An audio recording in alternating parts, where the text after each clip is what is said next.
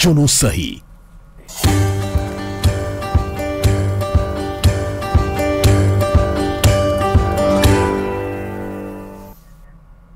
सुप्रभात राजस्थान, नमस्कार, बहुत बहुत स्वागत आप सभी का। सुबह के 7 बजने वाले हैं। आप सबके साथ मैं हूं प्रियंका राय और आप सभी के साथ मैं हूं ममता तिवारी। शुरुआत इस बुलेटिन की हम करेंगे और सबसे पहले आपको बड़ी खबर दे देते हैं। 2024 लोकसभा चुनाव से पहले भाजपा केंद्रीय चुनाव कमेटी की पहली बैठक दिल्ली में होगी आज और बैठक की अध्यक्षता पार्टी अध्यक्ष जेपी नड्डा करेंगे। तो इस बैठक में प्रधानमंत्री नरेंद्र मोदी से लेकर गृह मंत्री अमित शाह और रक्षा मंत्री राजनाथ सिंह समेत शीर्ष नेता भी शामिल होंगे। सूत्रों के मुताबिक इस बैठक में पार्टी की ओर से लोकसभा चुनाव के लिए 100 से लेकर 120 सीटों पर कैंडिडेट्स घोषित किए जा सकते हैं। और साथ ही बैठक के दौरान नेताओं द्वारा 2014 के लोकसभा चुनाव और 2019 के लोकसभा चुनाव में पार्टी की हारी हुई सीटों पर चर्चा होने की संभावना भी है। और सहयोगी विनीत हमारे साथ जुड़ चुके हैं। विनीत, एक बड़ी बैठक, 100 से 120 कैंडिडेट्स के नाम पर मोहर लग सकती है। क्या लग रहा है, किन समीकरण को ध्यान में रखा जाएगा बीजेपी की ओर से? हाँ जी, निश्चित तौर पर मैं आपको बताना चाहूंगा कि केंद्रीय चुनाव समिति की जब आज बैठक होगी, जो सबसे महत्वपूर्ण बात यहाँ पर रहेगी कि अगर राजस्थान की बात करें तो पिछली बार भी और 2014 में भी हमने देखा कि 25 की 25 सीट जो है वो बीजेपी के पास रही है। जो सबसे महत्वपूर्ण बात यहाँ पर रहेगी कि इस बार भी पार्टी चाहेगी कि 25 की 25 सीट जो है वो बीजेपी जीते।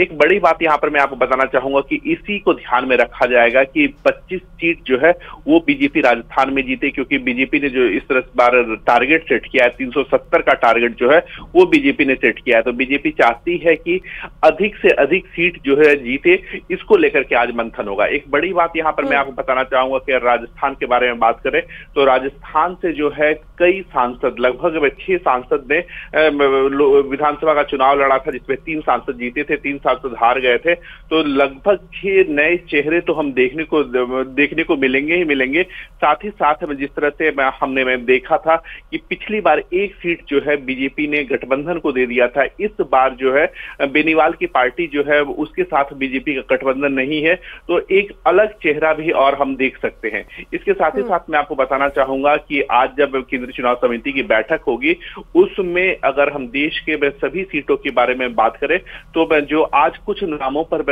विशेष तौर पर चर्चा होगी, जिसमें हारे हुए सीट पर तो चर्चा होगी ही होगी, साथ ही साथ पार्टी जो है वो एक मजबूत और धमाकेदार शुरुआत जो है वो करना चाहेगी।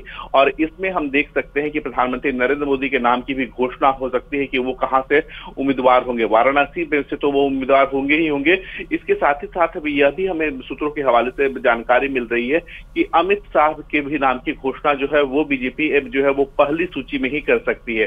तो निश्चित तौर पर आज शाम जब मंथन होगा तो मतलब ये साफ है विनीत कि जितने भी वीवीआईपी चेहरे हैं वो आज इस पहली लिस्ट में शामिल हो सकते हैं। हाँ जी, निश्चित तौर पर जो हमें सूत्रों के हवाले से जानकारी मिल रही है उसमें जो बड़े चेहरे हैं उनके नामों की घोषणा जो है वो आज की जा सकती है, जिसमें बीजेपी का जो सबसे बड़ा चेहरा है प्रधानमंत्री नरेंद्र मोदी, उनके नाम की घोषणा हो सकती है। केंद्रीय गृह मंत्री अमित शाह के नाम की घोषणा हो सकती है। इसके साथ ही यह माना जा रहा है कि 100 से 120 उम्मीदवारों के नामों की घोषणा जो है वो केंद्रीय चुनाव समिति की बैठक के बाद में हो सकती है। जैसा कि हम अपने लगातार दर्शकों को बता रहे हैं कि बीजेपी 160 सीटें ऐसी सीटों को बीजेपी ने चिन्हित किया था जहां पर बीजेपी पिछली बार चुनाव हार गई थी।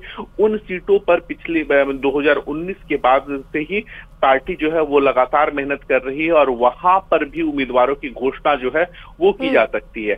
माना यह जा रहा है कि 100 से 120 सीटों की घोषणा जो है वो केंद्रीय चुनाव समिति की बैठक के बाद हो सकती है। हो सकता है कि यह घोषणा जो है वो 1 मार्च को ये में कर दी जाए। बिल्कुल बिल्कुल विनीत, कई नामों का ऐलान हो सकता है पहली लिस्ट में। आप नजर बनाए रखिएगा इस बैठक पर। बहुत शुक्रिया आपका।